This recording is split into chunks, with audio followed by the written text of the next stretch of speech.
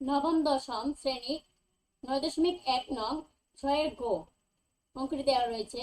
6-এর গতে কি দেওয়া রয়েছে সেটা আমরা দেখি। 6-এর গতে দেওয়া রয়েছে 1/sin² a minus 1/tan² a equal to 1 প্রমাণ করতে বলা হয়েছে। তাহলে চলো আমরা লিখি লেফট হ্যান্ড সাইড কি দেওয়া রয়েছে 1/sin² a minus 1/tan² a equal two দেখো 1/sin² a যা আছে তাই লিখলাম মাইনাস আমরা জানি tan theta equal to sin by cos theta।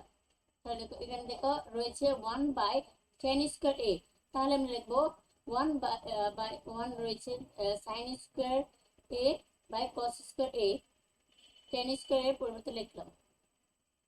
এখন দেখো 1/sin² a যা ছিল তাই আমরা লিখলাম মাইনাস এই যে 1/sin² a minus sorry 1/sin² a by cos² a আমরা যদি মানে 1 কে গুণ করি তাহলে দেখো cos² a উপরে যাবে এবং sin² a নিচে আসবে।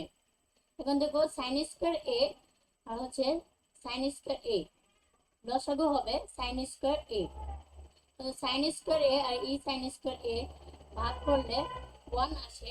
1 এর সাথে যদি আমরা গুণ করি 1 তাহলে 1ই হয়, তাহলে 1 মাইনাসের মাইনাস এই sin² a আর হচ্ছে sin² a ভাগ করলে হয় কি 1 এবং 1 এর সাথে যদি cos² a গুণ করি তাহলে হয় cos² a।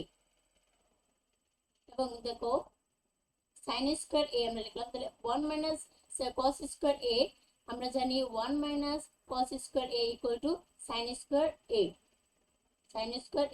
তো sin² a by sin² a equal to 1।